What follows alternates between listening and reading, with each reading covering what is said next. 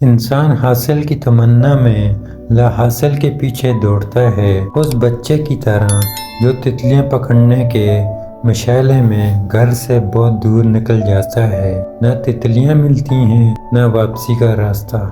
یہ تخلق چیز ایسی ہے، انسان کو پاگل کر دیتا ہے۔ صوفیہ تو کہتے ہیں کہ راستے کا سب سے بڑا حجاب ہی تعلق ہے۔ نہ تعلق سے دل خالی ہوتا ہے، نہ اصلی قرار دل میں آتا ہے۔ معمولی سے مہمان کے لیے کمرہ خالی کرنا پڑتا ہے، پھر اوپر والے کے لیے تو چھوٹا سا ثابت بھی اندر رہ جائے تو اس کی سواری نہیں اترتی۔ ہر لیبرر آدمی پہلے اپنا راستہ چھوڑتا ہے، پھر کسی اور کے راستے کو درست سمجھتا ہے۔ اس کے پاس نہ اپنی اقتدار باقی رہتی ہے، نہ کسی اور کی اقتدار کی وضاحت کر سکتا ہے۔ ضرورت اس بات کی نہیں کہ انسان بے رنگ ہو، بلکہ سمجھنا یہ پڑے گا کہ ہر رنگ کی اپنی شان ہے۔ جب محبت مل گئی تو پھر سب ایسے ادا ہوں گے، محبت کے بغیر ہر حق ایسے ملے گا جیسے مرنے کے بعد کفن ملتا ہے۔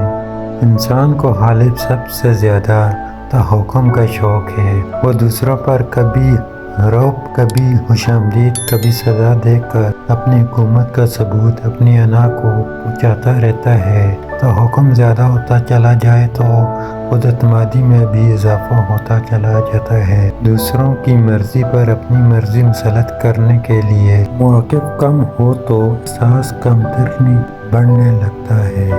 پرانے وقتوں کو یاد نہیں کرتے زیادہ، نئے دنوں میں گن لگ جاتا ہے۔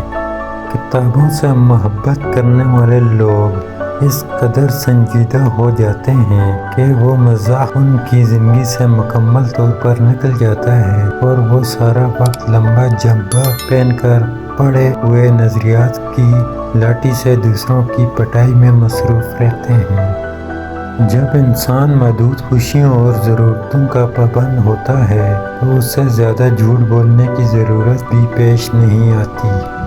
انسان لا حاصل کے پیچھے بھاگ کر کتنی لذت حاصل کرتا ہے۔ محبت میں ذاتی آزادی کو طلب کرنا شرک ہے۔ بے یک وقت دو افراد سے محبت نہیں کی جا سکتی، محبوب سے بھی اور اپنی ذات سے بھی۔ محبت غلامی کا عمل ہے اور آزاد لوگ غلام نہیں رہ سکتے۔ دو طرفہ محبت بھی کبھی گو مگو کی حالت نہیں ہوتی، وہ ہمیشہ لوا اور مقناطیس کا میلہ ہوتا ہے۔ حق کی ناراضگی، ہم کوئی بھی منفی موڈ کیوں نہ ہو، ملاقات احساس خوشی کا باعث بنتی ہے۔ جب کبھی کوئی مرد کسی عورت کے عشق میں مبتلا ہوتا ہے تو اسے اس عورت کی بھوک مٹانے کا چسکا پڑ جاتا ہے۔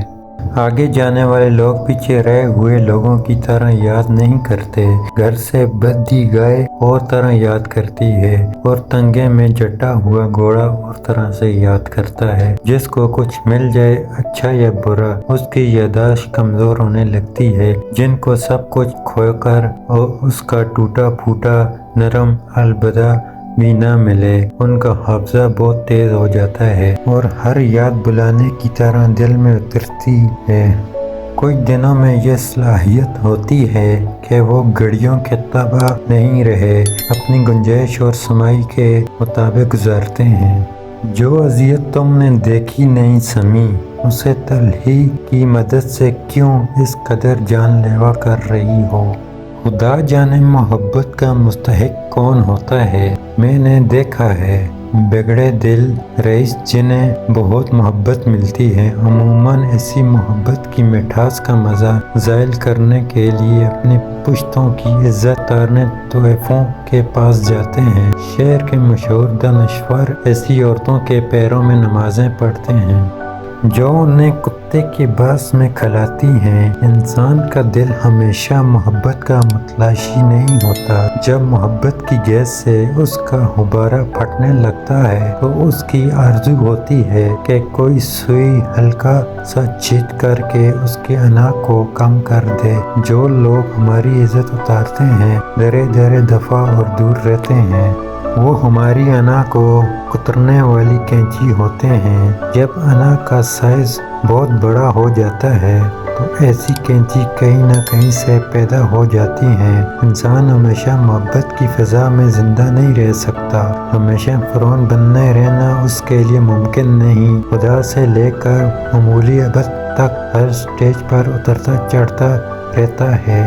جیسے 7 سروں پر انگلیاں پھرتی ہیں، جب مختلف طریقوں سے یہ کئی بار پھرتا جھکتی ہیں تو ایک انسان کا گیت مکمل ہوتا ہے۔ اس لیے زندگی کے لیے محبت بھی ضروری ہے اور نفرت بھی۔ جب نفرت پڑتال میں لے اترتی ہے تو پھر کہیں سے محبت اوپر اٹھاتی ہے، نہ اٹھائے لے جاتی ہے کہ آدمی غبارہ بن کر آسمانوں کو چھونے لگتا ہے۔ جب یہ غبارہ اور اوپر نہیں جا سکتا لیکن اس کی آرزو کم نہیں ہوتی تو کہیں سے اقرار اور کہیں سے حقارت نفرت کی سوئی گیس کم کرنے کی انگت ہے۔ یہ عمل مسلسل ہے، زندگی کے ساتھ ساتھ خدا سے لے کر ابد تک کا عمل، فرشتے سے لے کر شیطان تک کی منزل، ہمت سے لے کر ناقدر تک۔